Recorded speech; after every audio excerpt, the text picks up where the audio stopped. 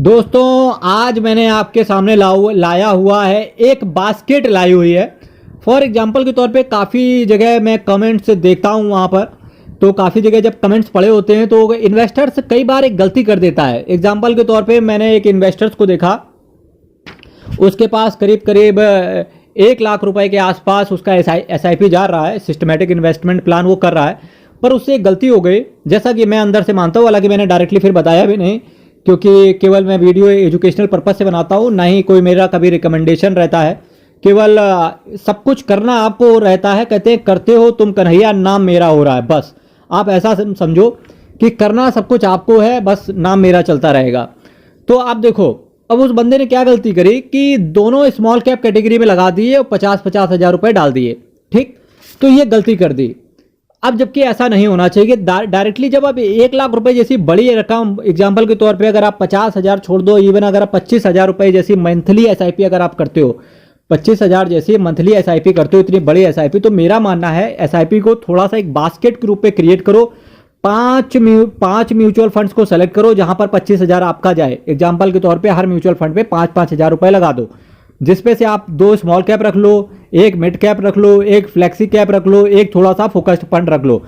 Large cap ना रखो, कोई दिक्कत नहीं है, पर आप सारे के सारे स्मॉल कैप कैटेगरी के म्यूचुअल फंड्स भी मत रख लो, जिसकी वजह से रिटर्न आपका हाई तो आए, पर चूंकि अगर कहीं कुछ गड़बड़ हो गया, कहीं कुछ खुदा ना करे खुदाई हो गई, तो आपके पैसे के साथ बहुत कुछ गंदा या अनहोनी हो सकती है।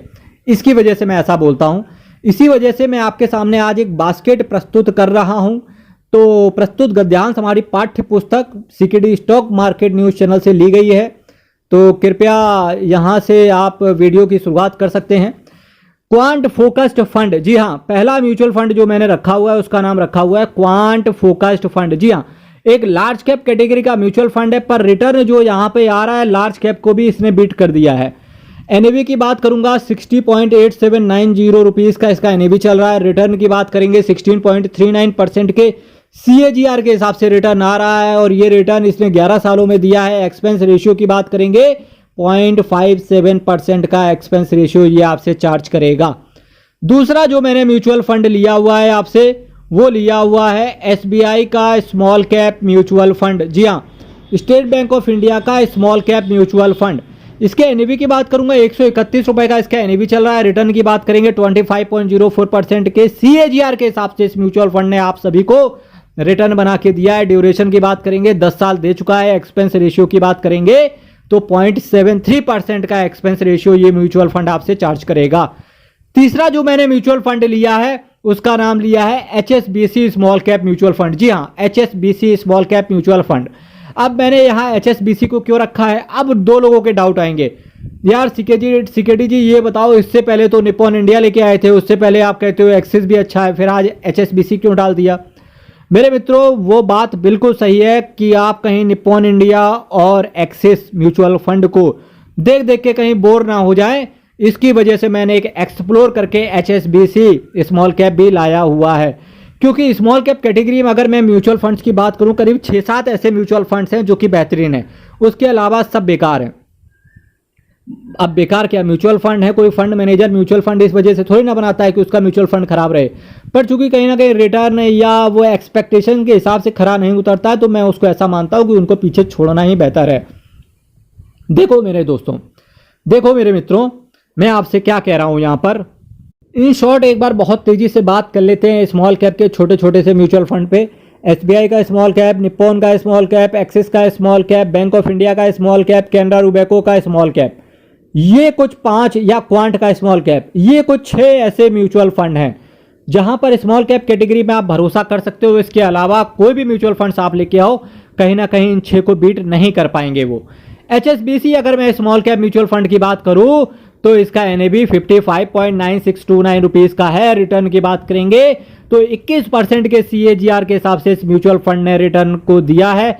ड्यूरेशन की बात करेंगे 9 साल दे चुका है। एक्सपेंस रेशियो की बात करेंगे तो 0.74% का एक्सपेंस रेशियो ये आपसे चार्ज करेगा। तीसरा और नहीं, 4th नंबर पे जो मैंने आपके सामने म्यूचुअल फंड रखा है उसका नाम है Parag Parikh flexi cap mutual fund. जी हाँ, Parag Parikh flexi cap mutual fund. Flexi cap mutual fund मतलब जैसे बोलते हैं कि ठंडा मतलब डैश डैश डैश, है ना। निरमा मतलब dash dash dash, fill in the blanks आप कीजिएगा आराम से। अगर फ्लेक्सी कैप मतलब तो पराग पारिक म्यूचुअल फंड के नाम से आपके सामने निकलना चाहिए। वो ऐसा क्यों है? क्योंकि केवल ये 6-7 स्कीम को मैनेज करते हैं। इनका जनरली एक जो भी इनकी जो ये पराग पारिक एसेट मैनेजमेंट कंपनी है, इसका मेजर पोर्शन इसी फ्लेक्सी कैप म्यूचुअल फंड के अंदर पड़ा हुआ है। दैट मीन्स कि काफ़ी सारे जो इसके जो फंड मैनेजर हैं उनका मेन फोकस इसी फंड पे है। तो यही रीजन है कि ये फंड फ्लेक्सी कैप कैटेगरी में अच्छा रिटर्न इन्वेस्टर्स को डिलीवर करके दे पा रहा है। अगर मैं इसके एनईवी की बात करूंगा 56.9716 का इसका एनईवी चल रहा है।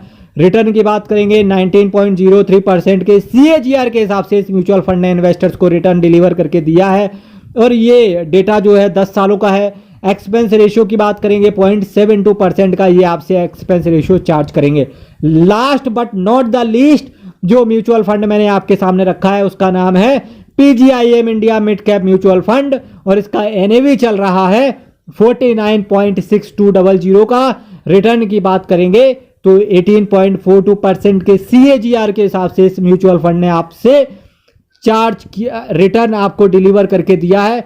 और ये जो डेटा है ये पिछले 10 सालों का है।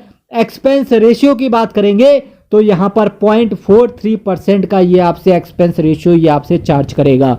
मेरे मित्रों, चैनल आप सब्सक्राइब कर देना, वीडियो शेयर कर देना। कल फिर आपके साथ मिलेंगे। कोई डाउट हो तो कमेंट कर देना। सेम टाइम सेम चैनल कुछ नए अतरंगी से म्यूचुअल फंड्स के साथ। तब तक के लिए बहुत बहुत धन्यवाद।